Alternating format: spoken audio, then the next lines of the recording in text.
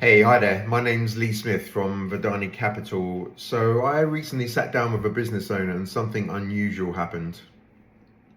He had printed off a list of questions for me, which is not something I've encountered before. Now, I don't know whether it was him doing some research or his accountant, but I thought it would be useful to share on a video in case it helps other business owners or other business acquirers.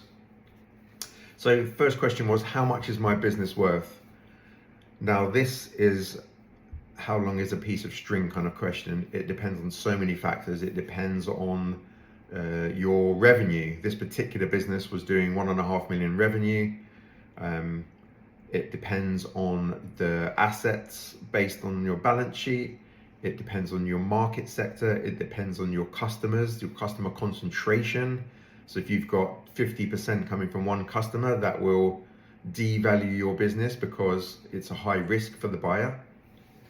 So there's lots of things. It could be systems, it could be the age of your team, what processes have you got, how much competition is there. So it's a very, very open question, and it's not like property. There isn't one price for your business. It's always what a buyer is willing to offer.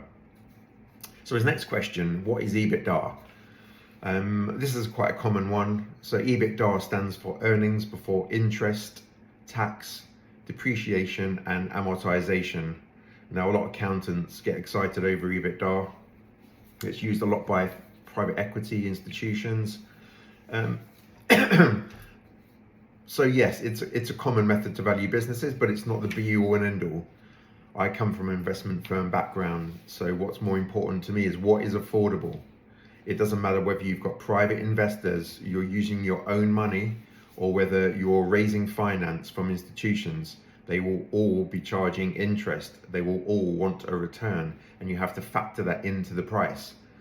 So it's not just a multiple on EBITDAs, as a lot of people think. You have to think about servicing the finance or the debt. That is a key component. Too many people buy businesses for a multiple without doing intense 4 to 5 year cash flow forecasts. That is key. I've seen lots of businesses fail where business buyers who are new or inexperienced have bought it on a multiple. It could be 4, could be 5, could be 6 through a broker, and they get into trouble because they've not factored in the debt that they've used. And someone like myself will usually come in and try and rescue that business, but it's not good. It's not good for clients, it's not good for staff. So yeah, EBITDA. How do I sell my business quickly but safely? Again, not a simple question to ask. There's lots of ways to sell a business. So you can either Google investors, look on LinkedIn. So if you search my name on LinkedIn, Lee Smith Investor, you'll see that I've been buying businesses for the last 12 years. I've got a track record. I've got an investment background. I know how to raise money. I have private investors. I use some of my own money sometimes, but I want a good return. So, and a lot of people think it's easier to go to a broker. Now, there are some good brokers, but in my experience, lots of brokers will charge you a fee, 10, 20,000 pounds, sometimes more, just to make a glossy brochure and send an email to a mailing list to someone like me. And then I'll get it, and typically I can see straight away it's been overvalued. They've inflated the EBITDA number by adding back, let's say, directors' salaries, which is incorrect, because if you buy a business, someone's got to run that business. So yeah, how do I sell a business quickly? I would look for private investors. LinkedIn is probably a really good place for that. But I would consider the balance between brokers and investors, because brokers will give you an illusion that your business is worth a lot more than it typically is, from my experience. How much tax will I pay when I sell my company? Again, this has changed recently. You used to have an entrepreneur's relief, which was you could sell up to 10 million and have tax free. That was reduced down to £1 million, And now with the Labour government in power, they've now changed it to 14%. So from April 2025, on the first 1 million, you have to pay 14% tax, and then it goes back to the standard rate of tax after that £1 million. I'm not a tax advisor, so you need to speak to a tax specialist, not just a basic accountant. What documents do I need to sell my business? This is a really good one. So I have a due diligence pack, which contains about 20 folders. So that'd be insurances, contracts, employment agreements, everything that a buyer will need to see. Your tax is a really important one. Snapshots to show that all your taxes are up to date with the government, so the government portals. So yeah, a whole due diligence pack is what a buyer would need to see. Should I use a business broker or sell direct? So I've covered this a little bit. I'm a little bit biased, I guess, because I'm a private investor. It puts me off when I see someone's been to a broker, because they've usually been sold a dream that business is worth 6 to 10 times multiple on an inflated profit number. So it's far too expensive when you're thinking about interest on any finance you need to raise. So you really need to weigh it up. And let's say I buy your business, there's no broker fees, there's no commission to be paid. You typically have to pay £10,000 to £20,000 up front for a glossy brochure, and to have your business sent out on a mailing list to people like myself. And then you'll typically pay anything from sort of 1.5% to 5% of the value of your sale. So it can be costly. So yeah, just weigh up the pros and cons on that one. How long does it take to sell a business? I've completed transactions in days, but that tends to be when there's a real motivation to sell quickly.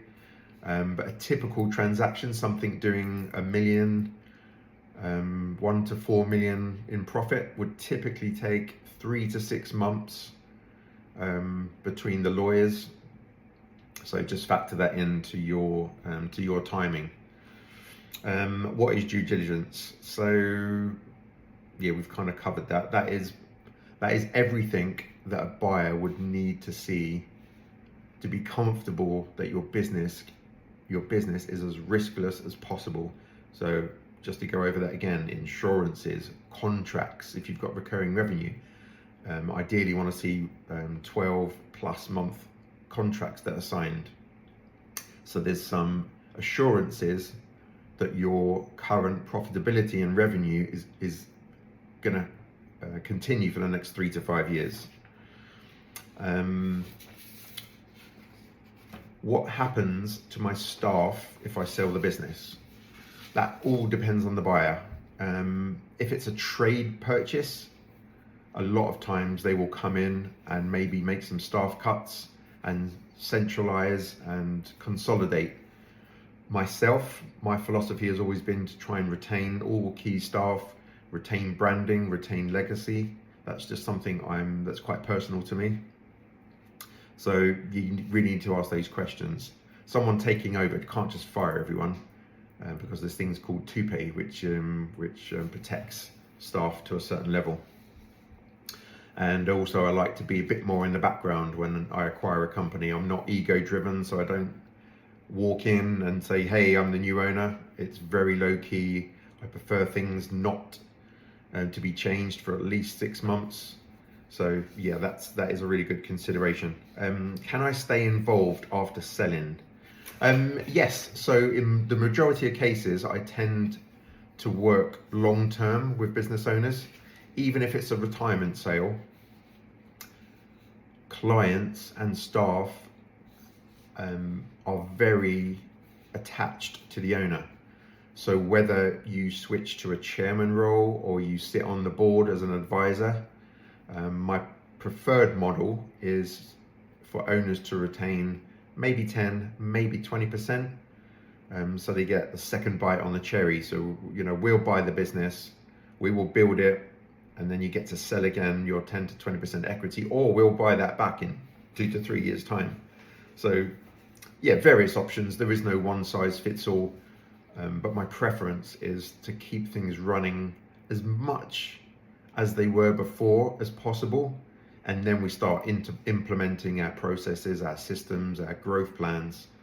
And yeah, I hope that helps. If you want to reach out to me, you can find me on LinkedIn.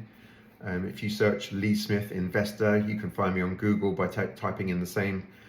I've been buying businesses now for 12 years, and I hope this has been helpful. Thank you.